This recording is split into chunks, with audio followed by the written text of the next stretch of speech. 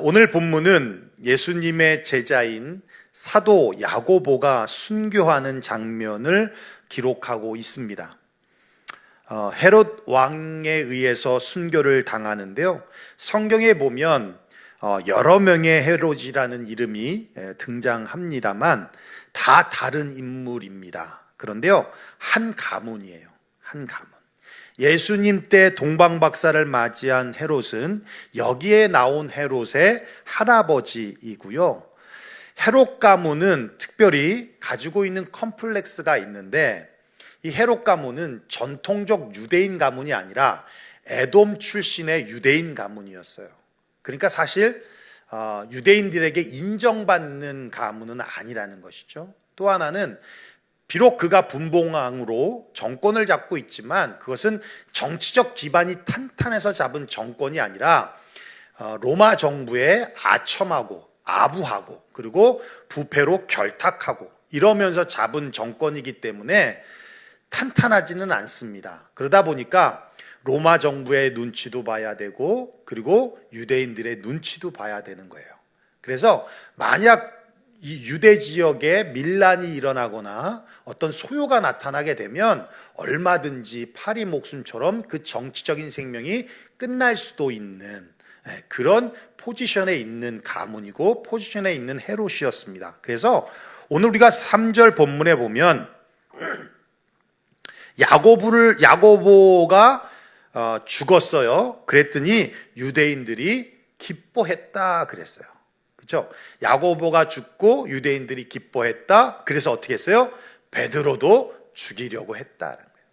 그러니까 유대인들에 대한 눈치를 보고 있다는 얘기입니다. 야고보라는 인물은 여러분도 잘 아시겠지만 베드로와 요한과 더불어서 초대교회의 굉장히 중요한 지도자입니다. 예수님이 변화산에 갈 때에도 이 세 명을 데리고 갔고 겟세마네 동산에 올라가서 기도할 때도 야고보, 요한, 베드로 이 세 명을 데리고 올라가셨어요. 그럴 정도로 중요한 역할을 했던 사람입니다. 그 중에 한 명이 바로 야고보를 먼저 죽인 것이고 그 다음으로 베드로를 죽이려고 옥에 가두었다라고 하는 것이죠. 베드로가 옥에 갇혔다라는 소식을 듣고는 교회가 기도하기 시작했습니다. 우리가 본문으로 다 보지 못했지만 중보 기도가 시작되자 아주 굉장히 놀라운 일들이 일어났습니다.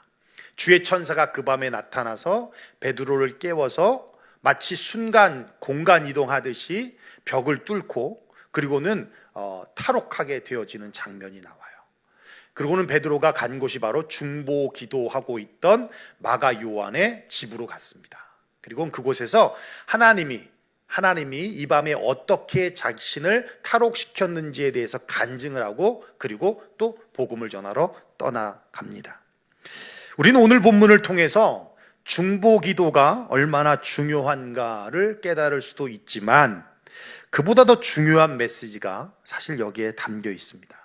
아주 원론적인 질문부터 여러분께 드리자면, 여러분 이 본문을 읽어보면서 저는 그런 질문이 떠올랐어요. 야고보는 헤롯에 의해서 정치적인 희생물로 순교를 했습니다. 근데 베드로는 살았어요. 그렇다면 왜 하나님은 야고보는 죽이시고 베드로는 살리셨는가라는 거예요. 자, 야고보가 옥에 갇혔다는 소식을 듣고 예루살렘 교회가 중보기도 하지 않았을까요? 그렇게 생각하지는 않습니다. 그렇죠? 분명히 야고보가 옥에 갇혔다는 얘기를 듣고 중보기도 했었을 겁니다. 베드로만이 아니라 분명히 야고보도 중보기도를 했었을 것입니다.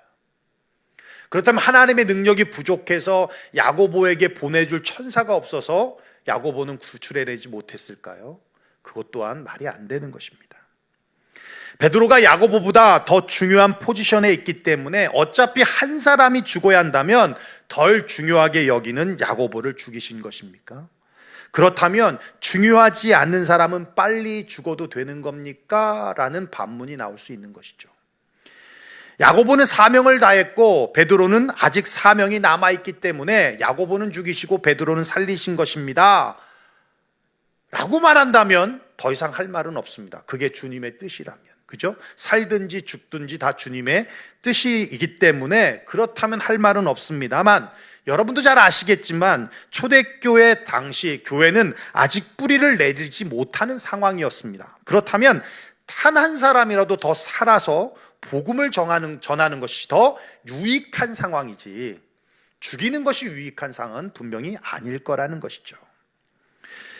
물론 성경은 야고보는 죽이시고 베드로는 살리셨다는 이유에 대해서 설명하고 있지는 않습니다. 그 말은 제가 던진 질문에 대한 정답을 찾을 수는 없다는 얘기입니다. 그러나 모든 일은 주님의 그 뜻과 의미가 있습니다. 해석은 되진 않지만 이 사건을 통해서 하나님께서 우리에게 주시고자 하는 메시지는 있다라고 하는 것이죠. 자, 빌립보서 1장 20절 21절 말씀 우리 함께 읽어볼까요? 죄송합니다. 함께 읽어보겠습니다. 시작. 나의 간절한 기대와 소망을 따라 아무 일에든지 부끄러워하지 아니하고 지금도 전과 같이 온전히 담대하여 살든지 죽든지 내 몸에서 그리스도가 존귀하게 되게 하려 하나니 이는 내가 사는 것이 그리스도니 죽는 것도 유익함이라. 이런 질문을 던진 저나 혹 이 말씀을 듣다가 그래, 왜 야고보는 죽이시고 베드로는 살리셨지? 라고 동의한 여러분이 있다면 생각과 가치관이 얼마나 세속적인가 라는 것을 깨달을 수 있다는 겁니다. 무슨 말이냐면, 왜 하나님은 야고보를 죽이시고 베드로를 살리셨는가라고 하는 질문은 사실 어리석은 질문입니다. 우리의 관심은, 아니 적어도 저의 관심은 누구는 살고 누구는 죽고 왜 하나님이 누구는 살리시고 누구는 죽으셨지? 에 있지만 하나님의 관심은 죽고 사는 거에 있지 않다라는 거예요. 살든지 죽든지 내 몸에서 그리스도가 존귀하게 되게 하려 하나니 이는 내가 사는 것이 그리스도니 죽는 것도 유익함이다. 무슨 말이에요? 죽었냐 살았냐가 문제가 아니라 우리가 사는 것도 유익하고 죽는 것도 유익한 사람들이란 얘기예요. 자, 살으면 사명 감당하니까 유익하고 죽으면 천국 가니까 유익하다란 얘기입니다. 살고 죽고의 문제가 아니라 살든지 죽든지 우리 몸에서 그리스도가 얼마나 존귀하게 되느냐, 그것이 중요하다는 거예요. 하나님의 관심은 거기에 있다라는 겁니다. 오래 사는 것이 중요한 것이 아니라 어떻게 사는 것이 중요하냐라고 우리 말하잖아요. 병들어서 고생하면서 오래 살면 무엇합니까? 그렇죠? 죄를 지으면서 오래 사는 것은 저주입니다. 죽음을 통해서 하나님을 얼마나 존귀하게 나타냈느냐가 중요한 것이고, 사람을 통해서 하나님을 얼마나 존귀하게 드러내느냐가 중요한 것이다라는 거예요. 살고 죽고의 문제가 아니라 어떤 것이든 간에 그리스도를 얼마나 존귀하게 드러냈느냐가, 그것이 바로 주님의 관심이었다라는 것이죠. 야고보는 죽음에 직면했을 때 예수 그리스도의 복음을 위해 목숨을 바치는 것도 두려워하지 않았습니다. 헤롯이 야고보를 진짜 죽인 이유를 요세푸스 역사가는 이렇게 말합니다. 야고보는 예수님이 부활하신 것을 체험한 후에 그는 스페인으로 가서 전도를 했습니다. 스페인 북부에 보면 산티아고라고 하는 순례자의 길이 있어요. 아시죠, 여러분? 순례. 그래서 많은 분들이 그곳을 가시는데요. 야고보가 간 길이라고 합니다. 땅끝까지 이르러 내 증인이 되란 예수님의 유언의 말씀을 실천하기 위해서 당시 지구의 땅끝이라고 여겼던 스페인으로 가게 되었다는 것이죠. 근데요, 그가 또 다른 이유가 있습니다. 뭐냐면 그 이국 땅끝이라고 여겼던 그 스페인이라고 하는 먼 땅에도 유대인들이 집성촌을 이루고 살고 있더라는 거예요. 그러면 그 유대인들이 왜 거기를 갔을까? 그 이유는 로마를 향하여 독립운동을 하다가 붙잡힌 자들이 노예로 팔려가고, 그리고 오늘 본문에 나온 헤롯이 마치 인신매매를 하듯이 유대인들을 속여서 잡아다가 그곳에 팔아 넘겼다는 거예요. 노예로. 그 아픔과 슬픔을 갖고 있던 그 유대인들을, 그 유대인의 노예들을 찾아서 전도하고 위로하고자 그는 스페인이라는 먼 곳까지 갔다는 얘기입니다. 그리고는 다시 돌아왔습니다. 돌아왔을 때는 헤롯에게는 굉장히 위협거리가 되었던 거예요. 왜요? 자신이 잡아다가 팔았던 자들을 보고 왔기 때문에 위협을 느꼈습니다. 그래서 헤롯이 그것이 폭로될까 두려워서 유대인 노예들을 선동했다라고 하는 터무니없는 죄몫을 씌워서 야고보를 죽였다라는 거예요. 야고보는 억울한 죽음을 당했음에도 불구하고 죽음 앞에서 당당했습니다. 두려워하지 않았습니다. 목숨을 구걸하거나 비겁하게 굴지도 않았습니다. 주님이 주신 평강으로 담대히 죽음의 길을 통해서 그리스도를 존귀하게 나타냈습니다. 베드로는 어땠습니까? 핍박을 당할 때, 또 죽음에 직면했을 때, 다음 날이면 야고보처럼 처형될 처지에 있음에도 불구하고 천사가 나타나서 옆구리를 쳐서 깨워야 할 만큼 그는 아주 평안하게 잠을 자고 있었습니다. 4명씩 4패의 군인들이 그를 감시하고 있었지만 아무도 베드로를 막지 못했습니다. 곧바로 중보 기도하는 집으로 가서 그곳에서 하나님이 하신 일에 대해서 간증을 하고 그곳에 듣고 있던 모든 사람들이 하나님 앞에 영광을 돌리고, 그리고 베드로는 또 다른 곳으로 복음을 전하고자 떠났습니다. 그러니까 야고보도 영광스럽게 죽었고 베드로도 영광스럽게 살았다라는 것입니다. 우리의 문제는 사느냐 죽느냐가 아닙니다. 의미 없는 죽음, 의미 없는 삶을 살아가는 것이 문제라고 하는 것이죠. 그렇습니다. 우리는 살든 죽든 그리스도가 존귀하게 나타나야 합니다. 그렇지만 우리는 늘 이런 질문을 던지며 삽니다. 성공했어? 안 했어? 돈 많아? 돈 적어? 교회 커? 교회 작아? 직장 좋아? 직장 구려? 공부 잘해? 공부 못해? 이뻐? 안 이뻐? 멋있어? 안 멋있어? 학벌 좋아? 학벌 안 좋아? 이겼어? 졌어? 금수저야? 은수저야? 부모가 돈 많아? 돈 없어? 이런 것에 우리의 관심이 있다라는 거예요. 성공했어 안 했어가 문제가 아니라 성공해서 무엇을 하느냐가 중요한 것이고, 돈이 많고 적어가 문제가 아니라 돈이 많으면 그 많은 것으로 무엇을 하느냐가 중요한 것인데, 많아 적어가 중요한 거예요. 이뻐 안 이뻐가 중요한 게 아니에요. 얼굴이 이쁘면 뭐합니까? 맨날 미운 짓만 하면 이쁜 얼굴 아까운 거죠. 이뻐 안 이뻐가 중요한 게 아니에요. 못생겼어도 이쁜 짓 하면 괜찮은 거예요. 몇 명 있죠 여기? 교회 사이즈가 크냐 작냐가 중요한 게 아니라 교회 연수에 따라 어떤 사역을 감당하고 있느냐가 중요한 거다라는 겁니다. 어떻게 하나님을 존귀하게 하느냐, 거기에 관심이 있어야 한다는 거예요. 예수 믿는 자들을 핍박하던 사울이 어떻게 예수님을 전하는 바울이 됐는지 아십니까? 여러분 아시겠지만 물론 다메섹 도상에서 주님을 만난 사건이 결정적인 계기가 된 것은 맞습니다만 그 이전에 아주 충격적인 사건을 목격합니다. 그게 바로 스데반 집사의 순교입니다. 사울은 스데반의 죽음을 지켜보았습니다. 그리고 마땅히 죽어야 된다라고 생각했지만 그의 죽음을 보면서 2가지의 충격을 받았습니다. 첫 번째는 죽음도 두려워하지 않고 초연하며 그 얼굴이 천사의 얼굴과 같았다는 것을 보면서 충격을 받았습니다. 2번째의 충격은 분명히 억울한 죽음임에도 불구하고 돌을 던지는 자들을 용서해달라고 하는 용서의 기도를 하고 있는 것을 보면서 충격을 받았다는 거예요. 사울은 그 스데반 집사의 모습을 통해서 예수님의 모습을 봤던 것입니다. 스데반의 죽음은 또 한 사람의 위대한 전도자를 탄생시키는 놀라운 사건이 되었습니다.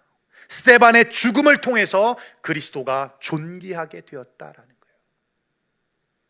지난번에도 말씀드렸지만 지금은 고인이 된 이관희 집사님이라는 분이 계십니다. 우리 김은숙 집사님의 친구분이시더라고요. 같이 교회를 다니셨다고 말씀하시더라고요. 네. 교회 오빠라는 책도 썼고 또 다큐멘터리 영화로도 그분의 삶에 대해서 증거하고 있는데요. 고려대학 4년 동안 전액 장학생으로 다니게 되고, 그리고 퀄컴이라는 좋은 회사에서 또 연구원으로 지극히 평범하게 살고 있었는데 몸이 좀 불편해서 병원에 갔더니 대장암 4기 판단을 받았어요. 그 소식을 들은 어머니는요, 충격을 받았는데, 아들이 이제 죽을 거라는 것을 알고 있을 때 부모의 충격이 얼마나 크겠습니까? 근데 본인이 아무것도 해줄 수 있는 것이 없다라는 생각에 비관하셔서 3개월 만에 자살을 하셨어요. 그리고 또 아내도 혈액암 판정을 받아서 누가 봐도 엄청난 시련이고 고난이며 하나님을 원망해도 또 그 누군가를 찾아서 원망해도 이해할 수 있는 상황임에도 불구하고 그는 이렇게 기도합니다. 욥보다 더한 믿음으로 주님을 사랑하겠습니다. 욥보다 더한 믿음으로 주님을 사랑하겠습니다. 그의 삶이 이렇게 알려지게 된 것은요, 인간극장이라고 하는 KBS에서 방영하고 있는 프로그램에 그분의 삶을 조명하면서 그분이 알려지게 되었고요. 거기 그 인간극장을 제작했던 그 PD가 아주 잔인한 질문을 하나 던지는데요, 이런 질문을 던졌어요. 당신은 왜 더 살아야 합니까? 참 살고자 하는 사람한테 왜 더 살아야 합니까? 라고 하는 질문은 참 잔인한 질문이에요. 근데 이관희 집사님이 이렇게 대답을 했습니다. 지금까지 살아온 삶이 서툴고 부족했기에 단 하루라도 믿음으로 온전하고 충실한 하루를 살아보고 싶어서 더 살아야 한다라는 목적을 갖게 되었다라는 거예요. 그렇습니다. 여러분, 하루라도 더 온전한 삶을 살기 위해 몸부림쳐 갔던 이관희 집사님을 통해서 고난 중에 있던 많은 사람들이 위로를 받았고, 또 믿지 않던 사람들도 당신이라면 내가 예수를 믿겠다라고까지 얘기를 했어요. 그분은 병으로, 특별히 암으로 그리스도를 존귀케 했습니다. 그리고 죽음을 통해서 그리스도를 존귀케 했다라는 거예요. 여러분은 왜 더 살아야 합니까? 라고 질문을 하신다면 뭐라고 대답하시겠습니까? 죽지 못해 산다라고 말씀하시겠습니까? 아니면 제가 왜 더 살아야 하나요? 라고 반문하시겠습니까? 아니면 자식 때문에 산다라고 말씀하시겠습니까? 아니면 아직도 쓸 돈이 많이 남아 있어서 그거 다 못 쓰고 가면 너무 아까워서 죽지 못하겠다고, 그래서 더 살아야겠다고 하는 분도 계시겠습니까? 이제 이렇게 주저없이 대답했으면 좋겠습니다. 그리스도를 존귀하게 하기 위해서, 그리스도를 높여드리기 위해서, 그래서 내가 더 살아야 합니다. 하루라도 믿음으로 온전하고 충실한 삶을 살게 하기 위해서. 이사야서 43장 4절에 이렇게 말씀하고 있어요. 여러분들 한번 읽어볼까요? 시작. 내가 내 눈에 보배롭고 존귀하며 내가 너를 사랑하였은즉 내가 내 대신 사람들을 내어주며 백성들이 내 생명을 대신하리니. 그렇습니다. 우리 주님께서, 독생자 아들 예수님까지도 우리에게 내어줄 수 있었던 것은 바로 우리를 보배롭고 존귀하고 또 사랑하기 때문에 그렇습니다. 주님은 태초 전부터 우리를 사랑하셨고 존귀하게 여기셨고 보배롭게 여기셨습니다. 여러분은 주님을 얼마나 존귀하게 여기십니까? 여러분은 주님을 얼마나 보배롭게 여기고 계십니까? 여러분의 삶을 통해서 얼마나 주님이 존귀하게 드러나고 계십니까? 주님은 우리를 위해 십자가의 아들 예수를 죽이기까지 우리를 존귀하게 여기신다라고 증명해 주셨습니다. 우리가 하루를 더 살아야 될 이유가 있다면 바로 존귀하게 주님을 높이기 위해서라는 그 고백이 우리 안에 있어야 될 줄로 믿습니다.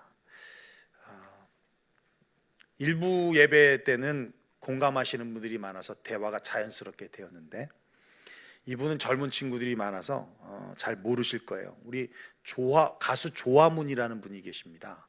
네. 아주 우연히 만나 슬픔만 안겨준 사람. 네. 벌써 80년대에 들은 노래도 기억하고 있죠. 그만큼 많이 들은 노래입니다. 카페 가면 맨날 이것만 나오고. 그래서 그때 한참 연애할 때 첫눈이 오는 날 카페에서 이 노래를 들었었죠. 기억이 새록새록 납니다. 이제 조화문 가수가 이제 목사님이 되셨어요. 최수종 씨를 아시죠? 저 탤런트의 매형이기도 하고요. 옆에 계신 분이 누님이십니다. 저 교회 장로님이신 것 같아요. 최수종 장로님직 받으신 것 같은데, 근데 저분이 모 기독교 TV에 인터뷰를 하시는데 이런 얘기를 해요. 나는 하나님의 고래다. 이런 표현을 써요. 하나님의 고래다. 고래는 고기도 전부 다 먹잖아요. 그리고 고래 기름은요, 루즈를 만드는 데 쓰고 비누를 만들거나 양초를 만드는 데 쓴답니다. 그리고 고래뼈는 악교를 만들거나 잉크나 또 경유, 심지어는 칫솔까지도 만들어 쓴다라고 해요. 그래서 고래는 하나도 버리는 게 없답니다. 모두 다 쓴다는 거예요. 근데 조화문 목사님이 본인이 가지고 있는 음악적인 달란트가 있잖아요. 그거로 작곡도 하고 또 요셉이라는 뮤지컬도 만들어서 올리고 또 목회자로서 교회 사역도 하고 또 상담가로서 상담도 하고 그러면서 자기가 가지고 있는 모든 달란트를 다 하나님을 위해서 쓰고 있다라고 하면서 자기는 하나님의 고래다라고 표현을 하고 있더라는 것이죠. 여러분, 그렇습니다. 우리가 가진 재능, 시간, 물질, 에너지, 우리도 하나님의 고래로서 살아간다면, 우리가 가지고 있는 것들을 통해 하나님을 존귀하게 여기고 예수 그리스도를 존귀하게 높여드릴 수 있다면, 그 삶이 죽음으로 그리스도를 존귀하게 한 이관희 집사님이 원하는 삶이지 않았을까? 하루라도 더 살고 싶었던 삶이 바로 그런 삶이 않았을까? 여러분, 우리가 언제 죽을지 모르지만 죽어도 하나님 앞에 영광이 되고 살아있는 지금의 삶으로도 하나님 앞에 영광이 되어서 하나님만이, 우리 예수님만이 존귀하게 올려드리는 그러한 삶이 되는 저와 여러분 되시기를 주의 이름으로 축원합니다. 기도하겠습니다.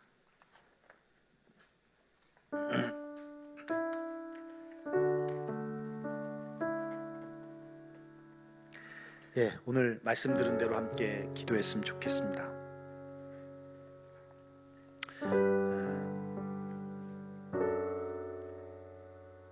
말씀을 묵상하면서 왜 야고보는 죽이셨을까? 왜 베드로는 살리셨을까?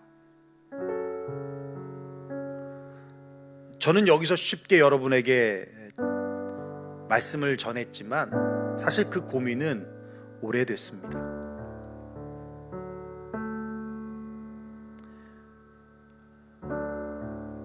제가 사도행전 강해를 하면서 전했던 말씀이기도 했고요.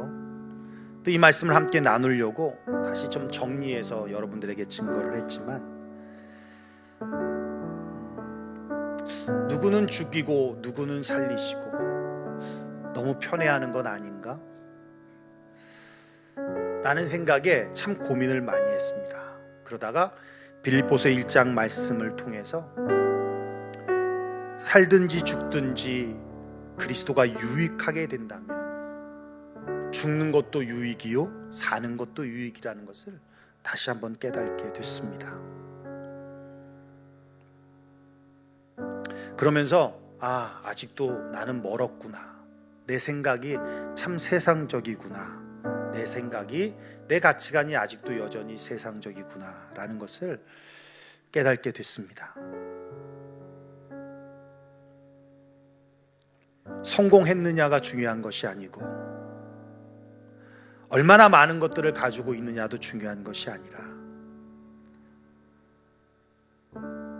남들보다 덜 가졌어도 남들이 판단하기에 실패자라는 생각을 갖게 해도 내 삶이 그리스도가 존귀하게 되어지고 그리스도가 높여질 수만 있다면 그것은 의미 없는 삶이 아니고 의미 없는 실패가 아니라는 것을 다시 깨닫게 됩니다. 성공했느냐 안 했느냐가 중요한 것이 아니고 돈이 많냐 적냐가 중요한 것이 아니며 좋은 직장에 들어갔냐 그렇지 않냐가 중요한 게 아니라 어느 곳에 있던 내가 얼마나 주님을 높이고 있느냐, 내가 가지고 있는 그 무엇으로 얼마나 그리스도를 존귀하게 하고 있느냐가 그것이 바로 주님의 관심인 것이다라는 것을 다시 깨닫게 되었다는 것입니다. 여러분, 왜 하루를 더 살아야 합니까? 여러분, 왜 하루를 더 사셔야 합니까? 주님이 원하시는 대답은 한 가지일 것 같습니다. 돈 많이 벌라고요? 좋은 집을 사려고요? 좋은 직장 얻으라고요? 아니요. 주님의 관심은 거기에 없습니다. 주님이 재림 때에 오셔서 보시는 건 한 가지입니다. 화려한 저택에 살고 있느냐, 궁궐에 살고 있느냐를 보시는 게 아니라 믿음을 보신다고 했습니다. 그렇다면 적어도 주님의 관심은 우리가 무엇을 갖고 있느냐가 있지 않고 내가 어떻게 살고 있느냐에 관심을 갖고 있을 것입니다. 이번 한 주간을 살아가면서 내 몸을 통하여, 내 삶을 통하여 주님이 얼마만큼 존귀하게 여기고 있는지, 내가 주님을 얼마나 보배롭게 여기고 있는지, 내가 얼마나 주님을 존귀하게 높이고 있는지 돌아볼 수 있는 시간들이 되었으면 좋겠습니다. 그래서 내가 하루를 더 살아야 되는 이유와 하루를 더 살아야 되는 목적이 있다면 그리스도를 높이기 위한 것이라는 것이 그냥 인위적인 고백이 아닌 우리 마음 깊은 곳에서 올라오는 고백이 되어줬으면 좋겠습니다. 우리 시간 함께 말씀을 들은 대로 함께 기도하며 나아가겠습니다. 기도하겠습니다. 고마우신 우리 아버지 하나님, 감사와 영광 하나님 앞에 올려드립니다.